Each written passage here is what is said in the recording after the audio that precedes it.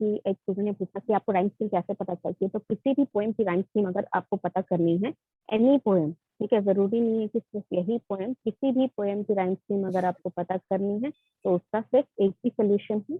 सबसे पहले आपको सिर्फ ध्यान देना है लाइन की लास्ट वर्ड पे, ठीक है, लाइन जो लिखी गई है उसकी लास्ट वर्ड पे। जैसे यहाँ पर जो लाइन्स लिखी गई है, a slumber did my spirit feel, तो यहाँ पे फील पे ध्यान देना है हमें, ठीक है। रिकॉल हो जाएगा बच्चे, जो चीज बता रहे हैं वो सुन लीजिए, ठीक है, नहीं ज्वाइन किए हैं तो कोई बात नहीं, ठीक है। लास्ट क्लास एब्सेंट थे तो आपके लिए वही चीज मैं बता रही हूँ बार बार कि रिकॉल मैं करा दूंगी, लेकिन इतना डिपेंड मत रहिएगा कि बार बार मैं रिकॉल कराती रहूंगी, ठीक है। पोएम छोटा सा है इसीलिए मैं आज भर टाइम ले रही हूँ आपको सारा चीज एक्सप्लेन करने के लिए, बट ट्राई करिए कि अगर आप मिस कर जाते हैं तो आपका जो वीडियो अपलोड हो रहा है या जो रिकॉर्डिंग जा रहा है वो आप सर्च करके पढ़ो वहां से। यस, तो राइम स्कीम पता करने के लिए किसी भी पोएम में, जैसे ये जो लाइन्स हैं, ठीक है, इनकी लास्ट वर्ड पे आपको ज्यादा ध्यान देना है। फॉर एग्जाम्पल यहाँ पर सील जो लिखा हुआ है फर्स्ट लाइन में, ठीक है, तो हमें सील पे ध्यान देना है, ठीक है। If my audio is disturbed और disconnected let me know, okay, अगर आपको ऑडियो में कोई प्रॉब्लम आ रही है तो लास्ट लाइन जो होती है, तो फील यहाँ पर पहला लाइन में हो गया, नेक्स्ट लाइन में क्या हो गया, फियर, तो ये दोनों अलग अलग है, ठीक है। फील और फियर दोनों आपस में राइम नहीं कर रहा है, आपस में सेम साउंडिंग वर्ड नहीं है, तो हम लोग क्या करेंगे, पहले वाले को हमने ए लिख दिया, इसको हमने ए लिख दिया और इसको हमने बी लिख दिया, इसको हमने बी लिख दिया,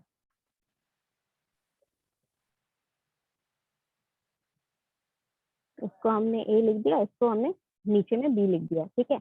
अब नेक्स्ट लाइन में क्या हो रहा है, she seen the thing that could not feel, अब यहाँ लास्ट लाइन में फील हो रहा है, फील जो है वो फील से राइम कर रहा है, दोनों सेम साउंडिंग वर्ड है, राइट, तो इसमें भी हम क्या करेंगे, फील के साथ हम लोग ए लगा देंगे, ये जो है इसके साथ हम लोग ए लगा देंगे। बच्चे ऑडियो डिस्टर्बेंस, बैकग्राउंड नॉइस हो रही है, ऑडियो सब बंद रखिए, ऑडियो बंद रखिए सब कोई।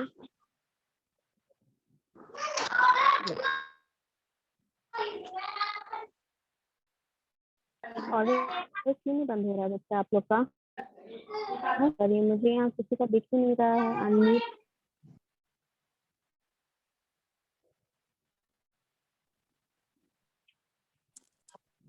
Okay, so as I was telling,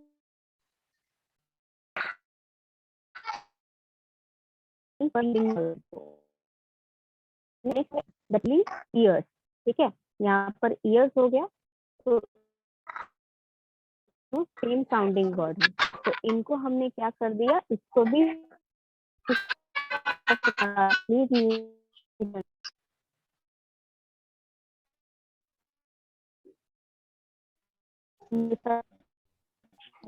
होते, तो आप लोग से तो बोलेंगे, आपको मैम साउंड क्लियर नहीं आ कठिनाई है, आप लोग को बोलना होगा तो okay. My voice is breaking, मेरी वॉइस तो ब्रेक करेगी ना बच्चे, बीच में इतना डिस्टर्बेंस क्रिएट हो रहा है तो मैं कैसे पढ़ाऊंगी, मेरी आवाज आपको आई नहीं रही होगी। यस, तो एज आई वाज टेलिंग कि यहाँ पर वन, यस, ओके, तो जो भी आपका लास्ट साउंडिंग वर्ड होता है, नहीं होगा बच्चे, अनम्यूट नहीं करूंगी मैं, फिर आप लोग को अनम्यूट करती हूँ, यहाँ पर इतना बैकग्राउंड नॉइज आता है कि मुझे पढ़ाने में नहीं बनता है, ठीक है। आपको पूछना होगा कुछ क्वेश्चन तो आप हैंड रेज कर लीजिएगा, मैं अनम्यूट कर दूंगी, लेकिन इस तरह मैं सबको अनम्यूट करूंगी, सबके तरफ से बैकग्राउंड नॉइज आते रहता है, और वो मुझे क्लास में पसंद नहीं है बिल्कुल भी, बिल्कुल पढ़ाने नहीं बनता है। आप लोग जैसे क्लास में बैठ के बात करते थे वैसे ही यहाँ पर सिचुएशन हो रहा है। यस, तो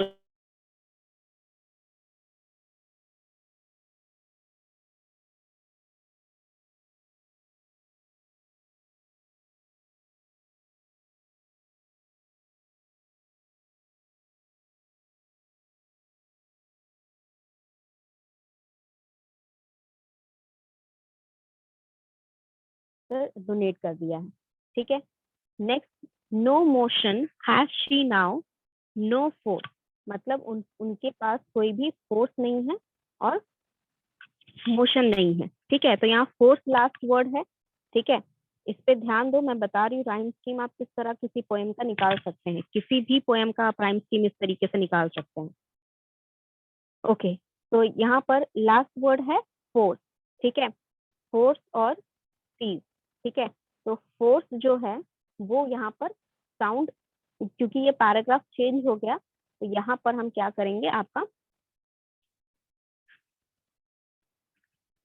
फोर्स जो है वो ऊपर किसी वर्ड से राउंड, फोर्स और सीज दोनों आपस में नहीं कंबाइन हो रहा है। ठीक है, फोर्स और सीज दोनों आपस में कंबाइन नहीं हो रहा है, तो दोनों को हमने अलग अलग वर्ड यहाँ पर लगा दिया। इसको मैंने ए लिख दिया, इसको मैंने बी लिख दिया।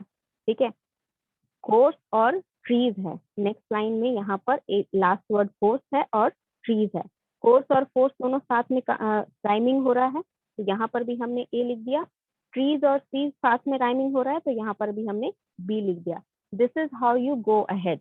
ठीक है, ये अलग अलग पैराग्राफ का है। अगर आपको पूरी पोएम का करना है एक साथ, ठीक है, पूरी पोएम का यहाँ पर करना है अगर एक साथ, तो यहाँ पर लेटर्स आपको अलग लगाने पड़ेंगे सबके लिए। ठीक है, फॉर एग्जाम्पल यहाँ पर जो मैंने मैसेज भेजा है, मैसेज में आपका जो इमेज भेजा है उसमें क्वाड्रेपेंट का राइम स्कीम बताया है, यानी कि ये 4 लाइनें जो साथ में है इनका राइम स्कीम बताया है। अगर आपको पूरी पोएम का, यानी कि फिर ये वाली पूरी पोएम का राइम स्कीम बताना है तो आपको अलग अलग लेटर्स यूज करने होंगे। For example, yes Sikandar. Yes, ma'am. Ma'am, I send a text over there in the chat. Please and give the answer of that question. 1 minute बच्चे, लेट मी एक्सप्लेन फर्स्ट, उसके बाद मैं आंसर कर दूंगी। Okay, Ma'am, it is related with that section. I know, You but are it is explaining here. irrelevant or not relevant. That is not the matter. Let me explain first, and then I'll explain what you are asking. ठीक है, पहले मुझे explain करने दीजिए कोई चीज, उसके बाद आप लोग क्वेश्चन पूछते हैं तो मैं बता देती हूँ। ऐसा तो नहीं है कि आपने कोई क्वेश्चन पूछा है और मैंने क्लास में नहीं बताया है।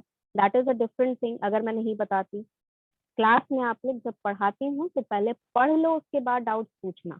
बिना पढ़े डाउट नहीं होते हैं। ठीक है, ओके, तो यहाँ पर आपका जो पूरी पोएम का राइम स्कीम होगा, यानी कि 8 लाइन का अगर आपको राइम स्कीम निकालना है तो आपको अलग अलग लेटर्स डोनेट करने होंगे। फॉर एग्जाम्पल, यहाँ पर लास्ट राइमिंग वर्ड्स जो हैं fear, feel, feel and ear, force, sees, course and tree, ये आपके फाइनल वर्ड्स हैं।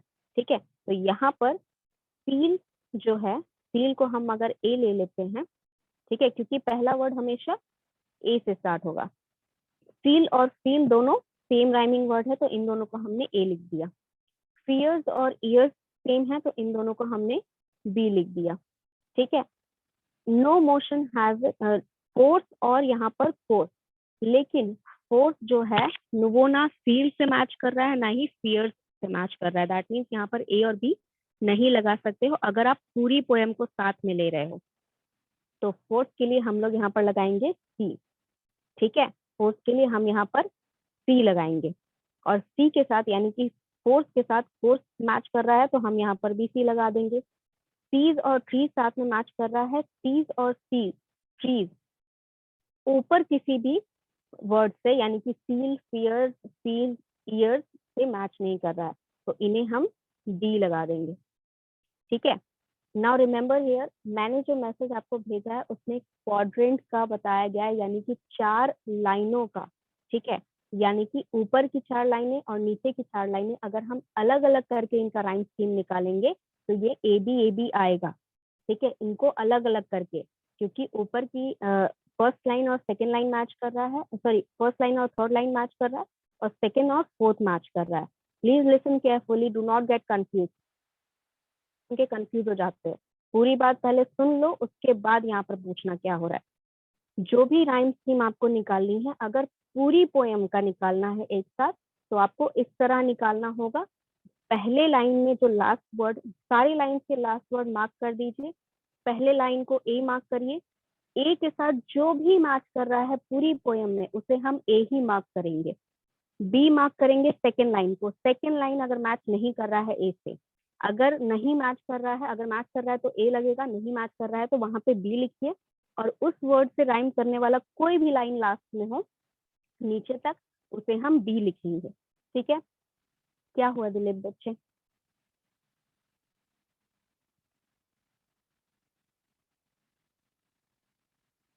Do you have any specific doubt?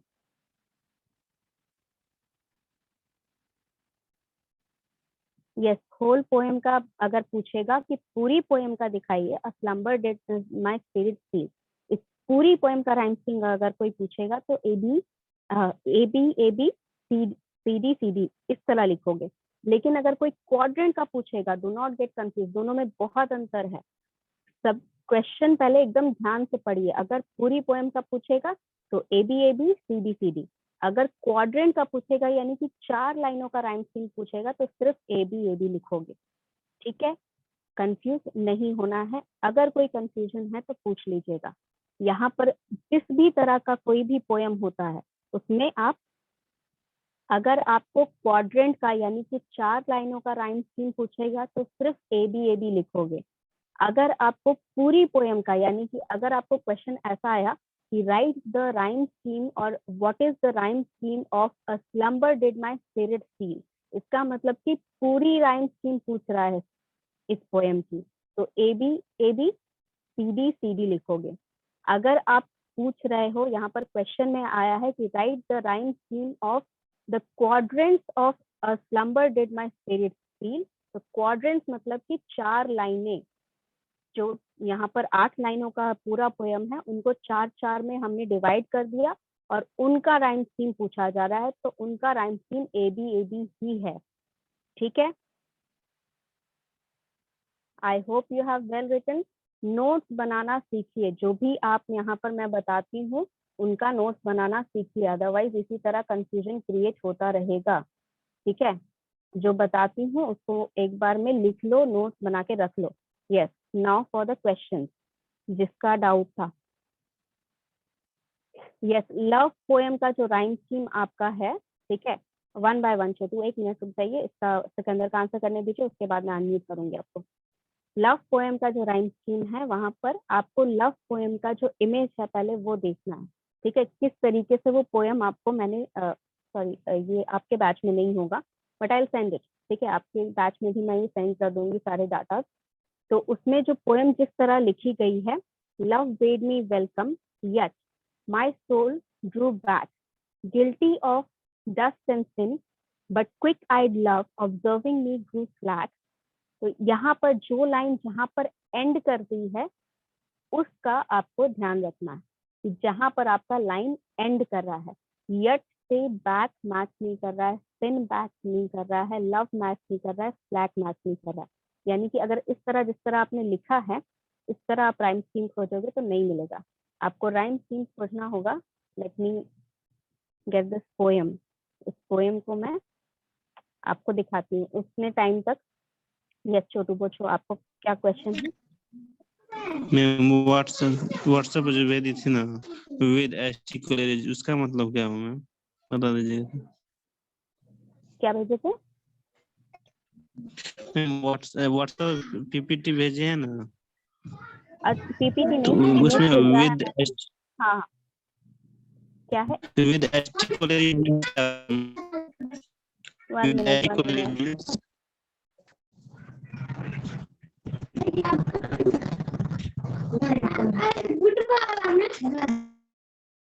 बच्चे मुझे समझ में नहीं आ रहा आप क्या पूछ रहे हो। आप एक काम करो, यहाँ चैट बॉक्स में लिख के भेजो मुझे क्या पूछ रहे हो। ठीक है, इसमें मैंने 2 चीजें भेजी हैं। पहला आपका भेजा है पोएम के बारे में, ठीक है, पोएम के बारे में भेजा है। दूसरा आपका राइटर के बारे में भेजा है। ठीक है, तो ये दोनों चीजें हैं यहाँ पर, तो आप एक बार ध्यान से मेरे को लिख के भेजो कि क्या बोल रहे हो, क्योंकि आपका वॉइस भी कट रहा है और मुझे समझ में भी नहीं आ रहा है आप क्या बोल रहे हो। तो मुझे ये वाला शेयर अगर स्क्रीन हो जाए तो मैं आपको लव पोएम का बता दूं राइम स्कीम कैसा है।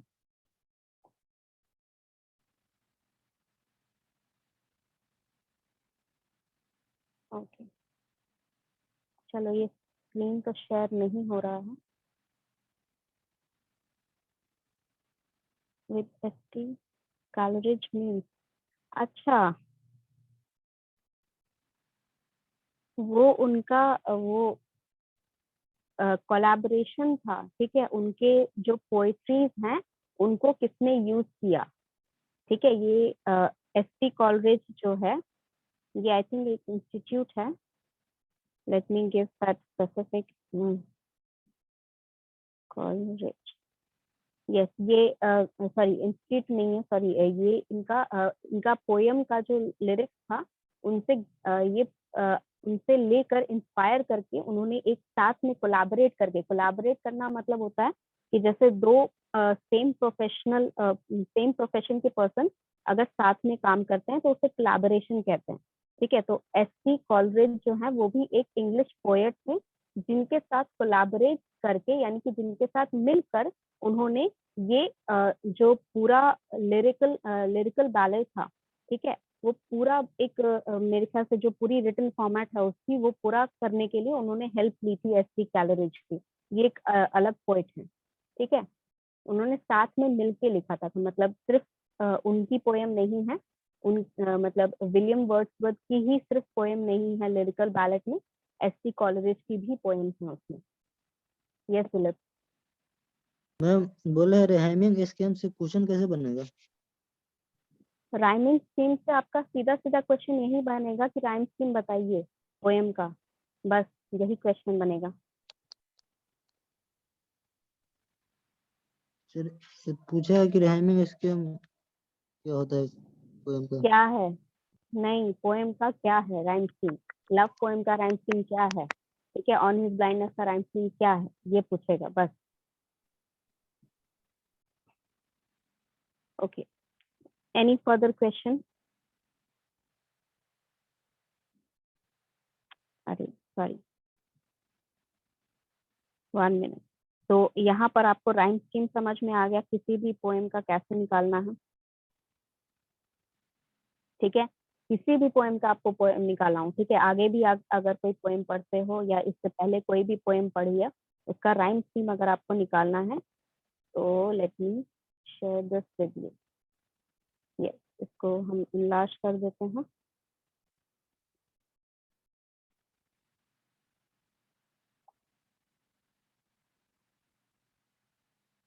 हुआ,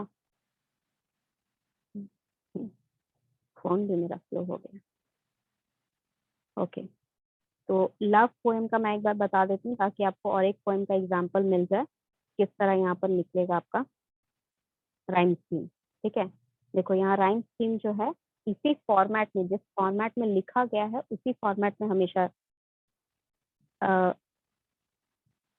ठीक है, यहाँ पर इसी फॉर्मेट में। 1 minute, let me do this, उसके बाद फिर मैं आपका क्वेश्चन आंसर करती हूँ प्रिंस। तो यहाँ पर आप देख रहे हो कि लव जो है पोएम, इसमें लास्ट वर्ड कौन से हैं, बैक है, सिन है, ब्लैक है, इन है, क्वेश्चनिंग है और एनीथिंग है।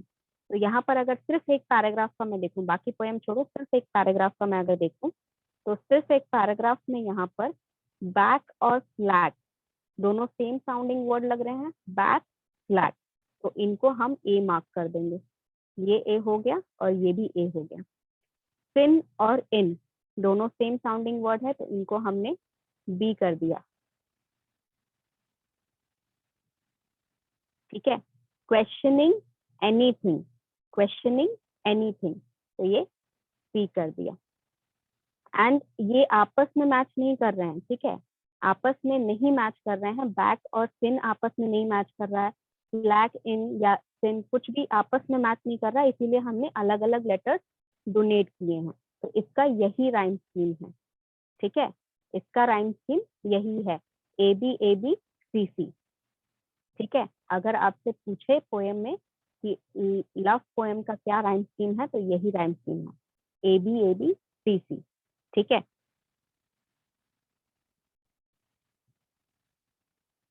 तो you got your question answered. अब यहाँ पर मैं थोड़ा बता देती हूँ आपको, और एक क्वेश्चन बच्चे ने किया था जिसमें lyrical ballet is Zener, lyrical ballet Zener, 1 minute, lyrical ballet आपका पहले मैं बता दूं, लिरिकल बैले जो है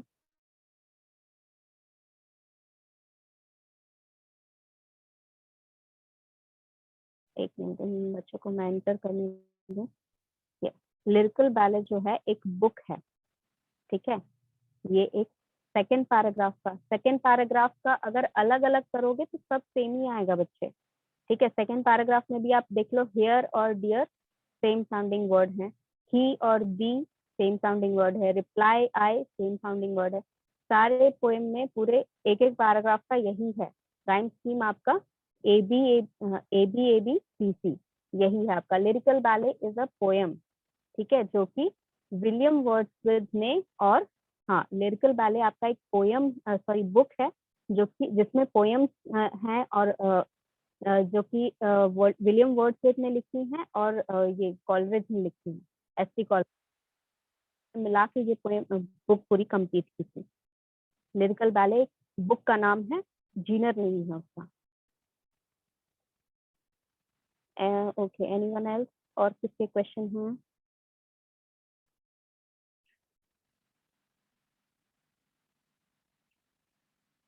Genuine, what do you mean by genuine? This question came in the internal exam, is genuine मतलब genuine मतलब वो आ सकता है आपके फाइनल एग्जाम में, तो हाँ, अगर genuine का मतलब ये पूछ रहे हो कि वो क्वेश्चन जो आपके इंटरनल में आए थे वो आ सकते हैं क्या क्वेश्चन, तो यस दे कैन कम, ठीक है। And if you want,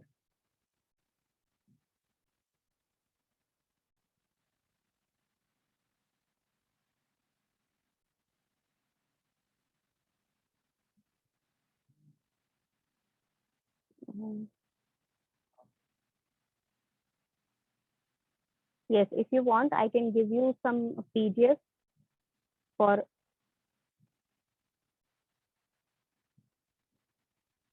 yes, I can give you the PDF of short answer type और long answer type questions, या फिर MCQ अगर कुछ मैं बना सकती हूँ, मैं हर एक चैप्टर से आपको बना के दे दूंगी एक PDF में। हालांकि मैं क्वेश्चन सारे शेयर करती ही हूँ आपको, बट क्योंकि यहाँ पर क्लासेस मर्ज हुई हैं तो बहुत सारे क्वेश्चन जो होंगे बैच 1 के पास नहीं होंगे। ओके, तो if you are done with this, ये सारी चीजें हो गई, ये इंफॉर्मेशन आपका जो है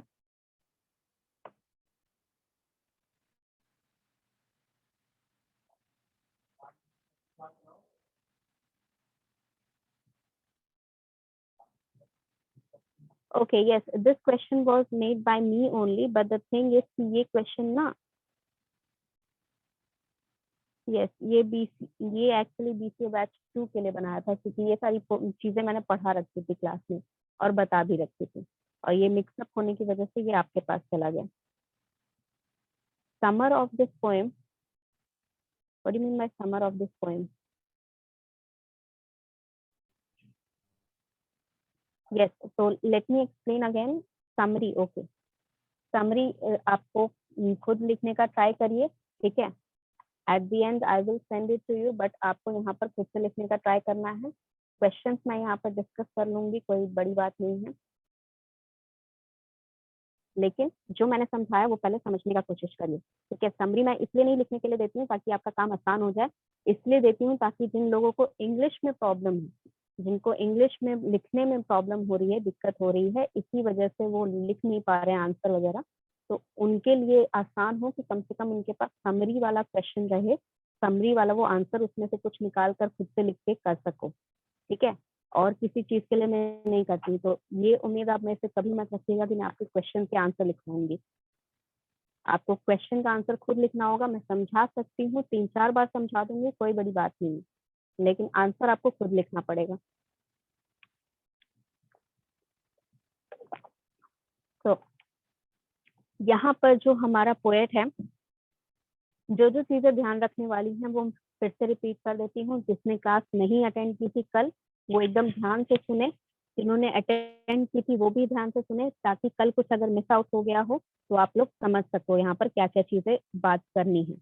सबसे पहले ये पोयम जो है, ये 5 पोयम जो कि विलियम वर्ड्सवर्थ ने लूसी के लिए लिखी थी, उनमें से एक है। 5 पोयम लिखी थी जो कि लिरिकल बैले में भी है, और उनमें से एक ये पोयम है।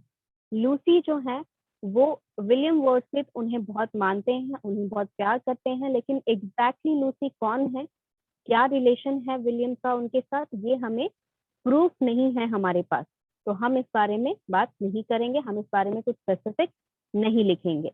अगर आपको क्वेश्चन आता है ऐसा एमसीक्यू में, मैंने क्योंकि देखा है कहीं एक दो साइट से ये क्वेश्चन आया है कि हु इज लूसी, तो आंसर में आप हमेशा यही लिखेंगे, Lucy is the beloved of William Wordsworth. That is enough for this answer. इससे ज्यादा लिखोगे आंसर गलत हो जाएगा। नहीं, this is not the last poem बच्चे। गॉड्स ग्रैंडियर बचा है आपका, बहुत 2-3 पोएम बचा है अभी, तो ये लास्ट पोएम नहीं है। ब्रेक ब्रेक ब्रेक भी नहीं पढ़ाया है मैंने आपके क्लास में। गॉड्स ग्रैंडियर बचा है, और कौन सा है, और एक पोएम शायद बचा है। यस, ये लास्ट पोएम नहीं है, एंड प्लीज ध्यान से पढ़िए, do not comment in between.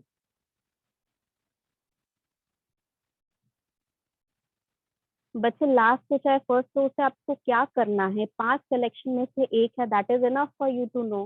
First लिखी थी, लास्ट लिखी थी, उसमें क्या करना है आपको, 5 पढ़नी है तो आप सर्च कर लो अपने से, क्लास का टाइम बर्बाद मत करो। यहाँ पे जो चीज पढ़ना है आपको वो चीज पढ़िए। अगर इससे एक्स्ट्रा नॉलेज चाहिए तो आप खुद से कलेक्ट करने का कोशिश करिए, ठीक है। आपके पास गूगल है जिसपे आप बैठ के टिकटॉक वीडियोस तो बहुत आराम से दिख लेते हो, लेकिन वहां पर आप बैठ के सर्च नहीं कर सकते हो ये सब चीज के बारे में, जो आलतू फालतू क्वेश्चन आप क्लास में करना शुरू कर देते हो। ये सब चीज वहां पर सर्च कर लिया करो, तो मेरी भी हेल्प हो जाएगी। तो दिस पोएम, जैसा कि मैंने कहा सबसे पहले बात, ये 5 पोएम में से एक है जो कि लूसी के लिए लिखी गई थी। लूसी का रिलेशनशिप यहाँ स्पेसिफाइड नहीं है कि वो विलियम की क्या लगती हैं। लूसी के बारे में अगर कुछ आए तो सिर्फ एक ही लाइन स्पेसिफाई करिएगा, that Lucy is a beloved of William Wordsworth, ठीक है। विलियम वर्ड्सवर्थ जो है एक इंग्लिश पोएट थे।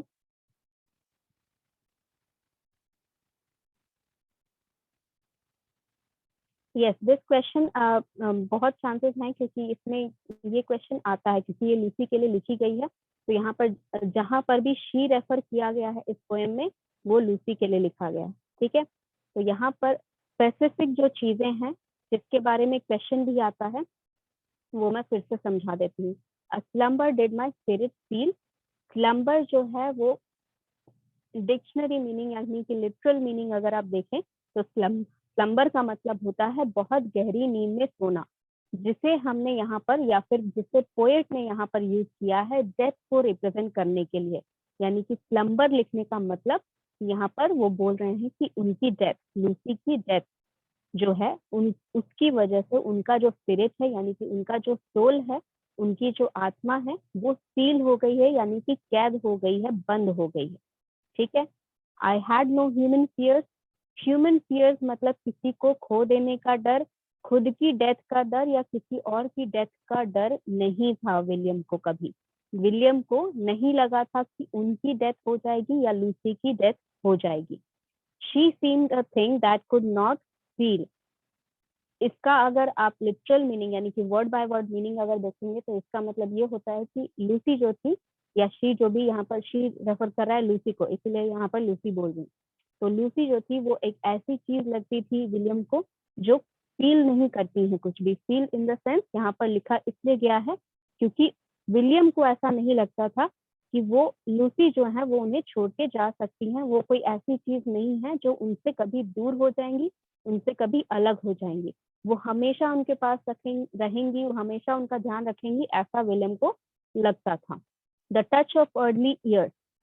The touch of early years यहाँ पर इसीलिए लिखा गया है क्योंकि अब लूसी जो है वो चली गई है उनको छोड़कर, अब वो अर्थ में जाकर मिल गई है, उनको अर्थ में कॉफिन में बड़ी कर दिया गया है, ठीक है। अब वो सालों साल तक वो वहीं पर बड़ी रहेंगी, ठीक है।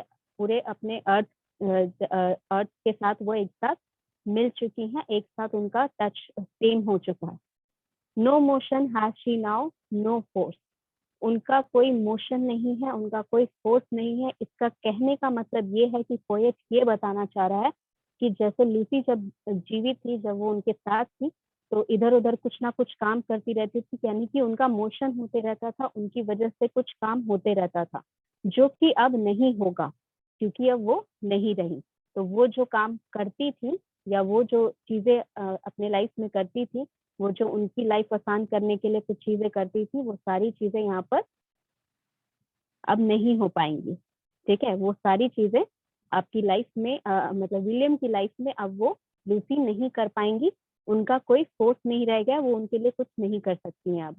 She neither hears nor sees, ना तो वो सुन सकती हैं, क्या नहीं सुन सकती हैं, विलियम उनको अगर पुकारे तो लूसी अब नहीं सुन पाएगी, ना ही वो उनका दुख देख सकती हैं। क्या नहीं, सीज मतलब नहीं देख सकती हैं, क्या नहीं देख सकती हैं, विलियम का दुख नहीं देख सकती हैं अब।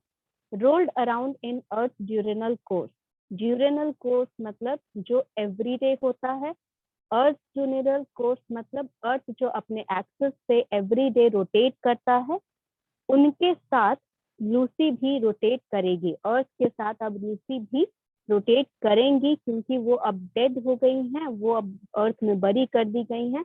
तो जिस तरह रॉक, स्टोन्स और ट्रीज जो हैं वो अर्थ के ड्यूरेनल कोर्स यानी कि अर्थ के एक्सिस पे जब वो रोटेट करता है तो वो स्टोन्स भी रोटेट करते हैं, रॉक्स भी रोटेट करते हैं, उनके साथ ट्रीज भी रोटेट करते हैं, और उसी तरह लूसी भी जो है रोटेट करेंगी। यहाँ पर लूसी को या लूसी के कॉफिन को, लूसी के डेड बॉडी को रॉक, स्टोन, ट्रीज से इसीलिए कंपेयर किया गया है क्योंकि हम लोग लिविंग बीइंग हैं, हम लोग भी यहाँ पर अर्थ के साथ रोटेट करते हैं, लेकिन हम लिविंग थिंग है, हम में जान बची है अभी। रॉक, स्टोन्स और ट्रीज में जान नहीं है, उनमें अगर कोई जान डाल सकता है तो वो कोई लेखक ही डाल सकता है। तो उसी तरह लूसी जो है उनकी सिर्फ स्पिरिचुअल वैल्यू रह गई है, यानी कि उनकी सोल को विलियम शायद अब फील कर सकते हैं लेकिन कोई और फील नहीं कर सकता है। बाकी सब लोगों के लिए वो पूरी तरह डेड हो चुकी हैं, इसीलिए यहाँ पर ह्यूमंस को नहीं लिखा गया है, रॉक, स्टोन्स और ट्रीज को लिखा गया है। ठीक है, ये पूरी आपकी पोएम है। जो जो इम्पोर्टेंट पॉइंट्स मैंने बताए हैं उसी पे कुछ क्वेश्चंस आएंगे इफ यू वांट। यस, ये लूसी के बारे में बता दिया, यहाँ पे पोएम के बारे में बता दिया। अगर कोई डाउट होगा तो आप पूछ सकते हो। Now before the meeting ends, few of the questions, कुछ इम्पोर्टेंट क्वेश्चंस जो हैं, what is the main theme of this poem? Can you tell me the main theme of this poem? Raise your hand if you know the answer. Yes, छोटे बोलो। Ma'am कैसे question आ सकता है इस chapter से? क्या? इस टॉपिक से कैसे, मतलब बच्चे कैसा वही तो बता रही हूँ मैं, वही मैं बता रही हूँ, वही पूछा मैंने, इसका क्या मेन थीम है? मैम तो वही क्वेश्चन क्वेश्चन आंसर बता भी रहे हैं। कर रहे हैं, क्वेश्चन आंसर भी कर रहे हैं कि अपने से लिखना पड़ेगा? क्वेश्चन मैं दे दूंगी, आंसर तुमको लिखना होगा। ठीक है, thank you ma'am. Okay, yes, तो क्वेश्चन रिपीट कर दे। ठीक है, क्वेश्चन मैंने ये बोला कि मेन ऑब्जेक्टिव या मेन थीम क्या है इस चैप्टर का। Late me right this down. ठीक है, what is the main theme of this poem?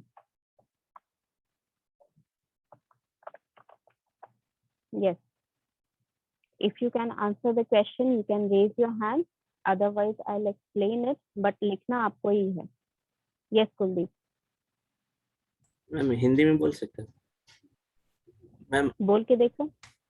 Ma'am is the main theme of the poem is that the a single piece is alive for every, मतलब कि हमेशा के लिए कोई जीवित नहीं, किसी से कितना भी मतलब कि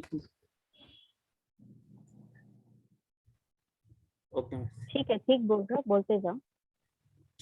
कोई भी कितना किसी से बिलव्ड हो, लेकिन वह आजीवन, मतलब कि वो जो जीवित है वो मृत्यु होगा ही। ओके, चलो ठीक है। यस, यस, सिकंदर बोलो बच्चों। Thank you, ma'am. Ma'am, according to me, ma'am, behind every successful voyage there is a girl's hand. This is the theme of this Okay. poem. चलो ठीक है. Yes. Yes, roll number 54. I'm sorry, I cannot see your name here. Ma'am, the theme is how anybody feel about when he thinks about his death. Hmm. It Okay. also. Yes. Okay. चलो. Yes, Prince, बोलो बच्चे. Ma'am, the main theme of poem is that every person who cares about us is important, but we could not give importance as he deserved. Okay, that can also be the answer. चलो ठीक है. बाकी जो student हैं वो लोग एक बार के लिए अपना आंसर रखें अपने पास. ठीक है, मैं बता देती हूँ आपको आंसर कैसे किस तरह से लिखना है. ठीक है, देखो यहाँ पर इसमें चैट बॉक्स में भी बहुत बच्चों ने आंसर किया है. मैं उन लोग को भी पढ़ा है मैंने उनका आंसर. Nothing life world.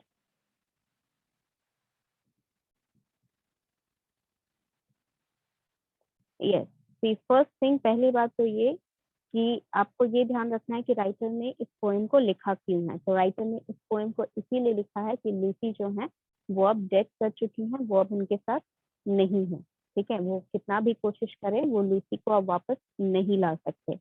तो पहली बात तो ये पोएम लिखी इसी मोटिव से गई थी कि जिनका जो आपको छोड़ के चले जाते हैं, ठीक है, उसके बाद जो आपका फीलिंग रहता है, उसके बाद जो आपका दुख रहता है, उस चीज को यहाँ पर लिखा गया है. ठीक है, so you can say that the poet is expressing his sadness about losing Lucy forever in this poem. ये लिखोगे सबसे पहले तो. दूसरी बात ये कि इस पोएम में बहुत बार ये चीज का रेफरेंस किया गया है कि अब उसके पास कोई मोशन नहीं रह गया है, अब उसके पास कोई फोर्स नहीं है, वो देख नहीं सकती, वो सुन नहीं सकती. इसका मतलब ये है कि विलियम वर्ड्सवर्थ जो हैं वो अब रिग्रेट कर रहे हैं कि जब वो यहाँ पर थी तब उन्होंने कुछ बहुत ज्यादा उनके लिए किया नहीं. उनको लग रहा है कि उनको और कुछ करना चाहिए था उनके साथ, तो ये फील कराने के लिए कि वो इम्पोर्टेंट है उनकी लाइफ में. अदरवाइज वो टाइम जो है वो अब चला गया है, वो अब लौट के नहीं आएगा. ठीक है, तो इसका मतलब ये है कि अब जो है लूसी के जाने के बाद विलियम को समझ में आ रहा है कि उनकी क्या इम्पोर्टेंस थी उनके लाइफ में. समझे? तो ये चीज यहाँ पर लिखी गई है. तो यहाँ पर आपको ये बताना है, क्या लिखोगे नेक्स्ट लाइन, कि विलियम इज अंडरस्टैंडिंग नाउ, और William is able to understand now the importance of Lucy in his life. जब उनके जाने के बाद, after losing her he is realizing the importance in his life. ठीक है, world comes in this.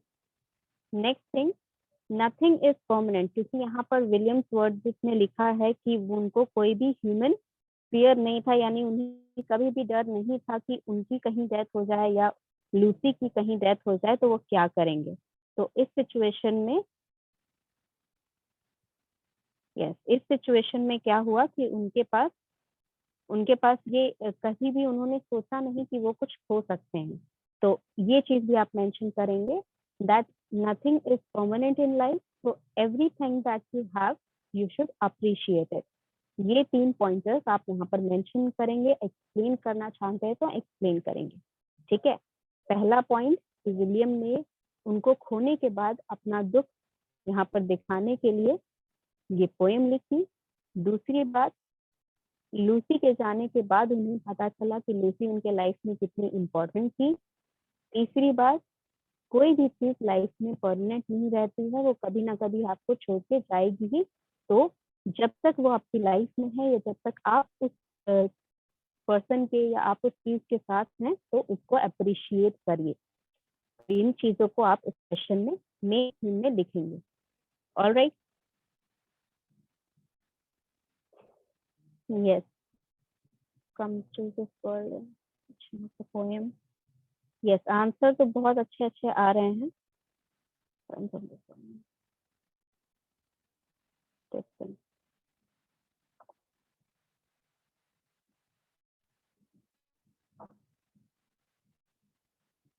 Yes, distance भी उस तरह से हो सकता है, पर क्योंकि यहाँ स्पेसिफिकली डेथ की बात की जा रही है तो हम सिर्फ डिस्टेंस नहीं बोलेंगे, डेथ की बात करेंगे। उनको खो देने के बाद आपको लगता है कि वो कितने इम्पोर्टेंट है। अंडरस्टूड? ओके, तो नेक्स्ट क्वेश्चन जो बहुत ही ज्यादा इम्पोर्टेंट है, ठीक है, मेन थीम हमारा हो गया और कुछ क्वेश्चंस हैं जो कि हमारे इम्पोर्टेंट हैं। कुछ छोटे मोटे क्वेश्चंस भी हैं, वो भी मैं बता दूंगी आपको। यस, स्लम्बर का क्या मतलब होता है आपको पोएम में मैंने समझा दिया। स्लम्बर का लिटरल मीनिंग होता है कि बहुत गहरी नींद में सोना। तो a deep sleep refers to as slumber, but in this poem it is refers to as death, ठीक है, और द डेथ ऑफ लूसी।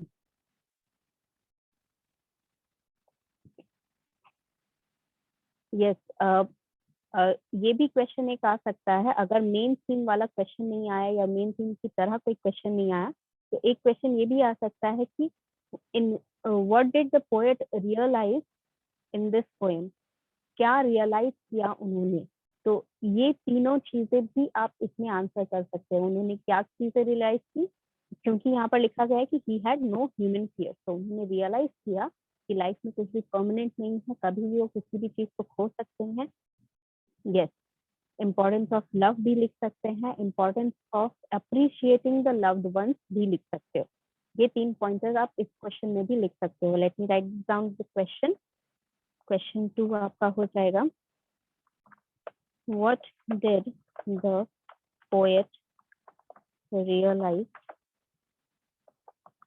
ठीक है, इसका भी क्वेश्चन, पोएट को क्या रियलाइजेशन हुआ कि जो भी एक्चुअल ह्यूमन फियर्स होते हैं, ठीक है, वो क्या कर सकते हैं, क्या वो खो सकते हैं, वो सारी चीज का उनको रियलाइजेशन हुआ।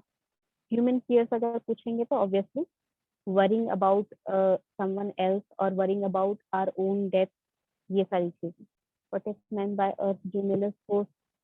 अर्थ फ्यूनरल कोर्स आपको पता चल गया, when earth rotates on its axis every day. Why can't Lucy see और हियर, ये क्वेश्चन भी आपका हो सकता है कि why can't Lucy see, he realized the importance of others people in his life who love a lot and do everything for him. Yes, ये question, ये आंसर भी सही है। Who is this student? Yes, Mithilesh, आपका answer बिल्कुल भी सही है। एंड नेक्स्ट आंसर क्या है, why should we learn from this poem? Yes, what should you learn from this poem? You should learn that nothing is permanent in your life and whatever you have you should appreciate it, and the people who love you you should appreciate them। ठीक है, जैसे कि मैंने जब समझा रही थी last class ये पॉइंट, तो मैंने बताया था कई बार ऐसा होता है कि आप बहुत सारी चीजें अपनी लाइफ में ग्रांटेड ले लेते हैं। आपके पेरेंट्स हो गए, आपके पेरेंट्स आपके लिए बहुत कुछ करते हैं, लेकिन आप कभी कभार उनको ग्रांटेड ले लेते हैं। ठीक है, yes, you can say this one of the question, why poets choose trees and stones instead of the other living things। ये मैंने बताया था, अदर नहीं, लिविंग थिंग्स होगा, stones and trees are not living things according to non psychological और non biological things if you take. ठीक है, stones are not living things, trees still हम यहाँ पर बायोलॉजी के अकॉर्डिंग ही यहाँ पर लिविंग थिंग में ही कंसिडर करते हैं, because they breathe, even if they breathe carbon dioxide and give oxygen, still they breathe. So we consider them as living things, but stones and rocks are considered as non-living things. तो उन्होंने यहाँ पर, मैंने जैसा कि आपको बताया कि पोएट्स ने यहाँ पर उनके ग्रेव को या लूसी को अब यहाँ पर रॉक्स या स्टोन्स और ट्रीज से क्यों कंपेयर किया, क्योंकि हम लोग जो हैं, हम लोग भी अर्थ के ड्यूरेनल कोर्स के साथ हम लोग भी रोटेट करते हैं। ठीक है, ऐसा नहीं है कि हम लोग यहाँ पर रुके हुए हैं और अर्थ रोटेट कर रहा है, हम भी उनके साथ ही रोटेट कर रहे हैं। यही लॉजिकल रीजन है कि how our earth rotates and we never felt it. ठीक है, क्योंकि we are still rotating it along with it. But यहाँ पर पोएट ने लूसी को रॉक्स और स्टोन्स या ट्रीज से रिलेट इसीलिए किया है because they didn't have that spirit that we have. ठीक है, लूसी की जो स्पिरिट है वो अब उसकी बॉडी के साथ नहीं रह गई है, भले उनको विलियम को जो है उनकी स्पिरिट फील होती हो, लेकिन वो अब लूसी की बॉडी के साथ अटैच नहीं है। तो वो एक तरह से रॉक या स्टोन की तरह नॉन लिविंग थिंग्स हो गई हैं। इसीलिए उनको यहाँ पर रॉक, स्टोन या ट्रीज के साथ कंपेयर किया जा रहा है। अगर आपको पोएटिक वे में लिखना है तो आप ये भी लिख सकते हो कि सिंस यहाँ पोएम में मेंशन है, it is mentioned in the poem that she और Lucy have no force, no motion, she can't hear and see. All these factors represent that she is like a stone that cannot feel or move on its own, and neither can it hear or see any human. तो ये poetic वे में एक तरह से रखने का, इसका आप इस तरह से रख सकते हो। Yes, it is also correct. It is a part of nature. ठीक है, वो अब अर्थ के पार्ट हो गई हैं, जैसे लूसी अर्थ का पार्ट हो गई हैं, तो अर्थ, रॉक, स्टोन, ट्रीज ये भी अर्थ का पार्ट है, इसीलिए यहाँ पर इनको कंपेयर किया गया है। हालांकि ये बहुत एक्यूरेट नहीं है क्योंकि हम भी नेचर का पार्ट हैं, बट हमें अब नेचर से अलग कर दिया जाता है। तो you can say that in a poetic way it is correct.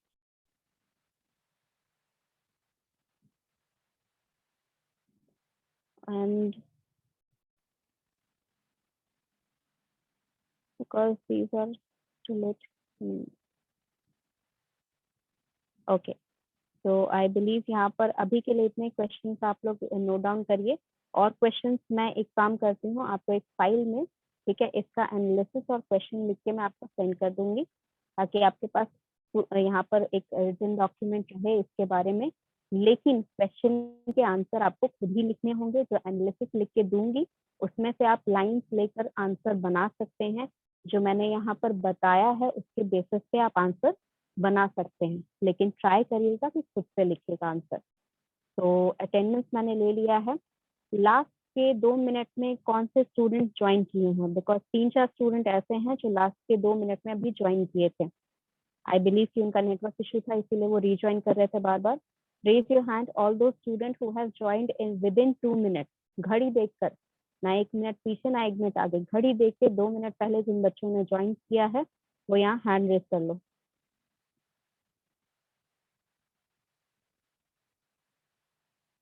Okay,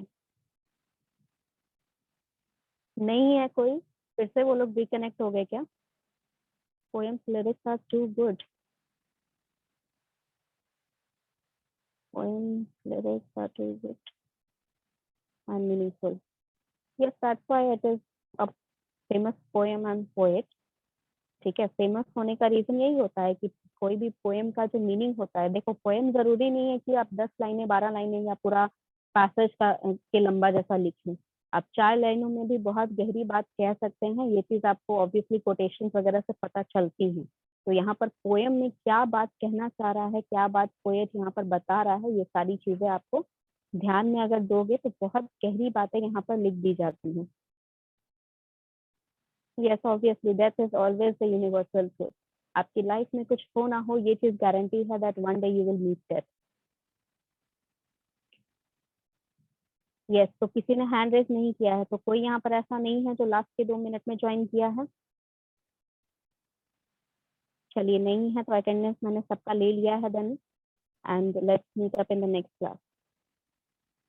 yes, अभी हैंड रेज हो रहे हैं सबके, क्वेश्चन के लिए या फिर अटेंडेंस के लिए? Himanshu, Raj, Himanshu and Raj, let's okay, let me just take this. चलिए ठीक है, अटेंडेंस आपका हो गया है। डाउट होगा तो अपने पास लिख के रखिएगा ताकि नेक्स्ट क्लास आप पूछ सको, एंड उसको फिर हम नेक्स्ट क्लास कैरी ऑन करेंगे। क्वेश्चंस मैं करा दूंगी, उसके बाद नेक्स्ट क्लास फिर से हम लोग नई पोएम स्टार्ट करेंगे। And please do not keep getting absent, ठीक है? आई नो कि नेटवर्क इश्यूज बहुत ज़्यादा हैं, लेकिन कोशिश करिए कि अगर एब्सेंट हो जाते हैं तो वीडियो जो भी अपलोड हो रहा है उसको आप देख लें, ताकि आप जो भी पढ़ रहे हैं यहाँ पर उससे अपडेट होते रहें। क्योंकि रिपीट करते करते क्या होता है ना कि आधी बात कल बताई थी वो चीज़ हो सकता है कि आज रिपीट ना की हो, आज जो बात बताई है वो हो सकता है वो कल ना किया हो। तो रेगुलर रहने का कोशिश करिए क्लास में। Alright, okay, so let's meet up in the next class then.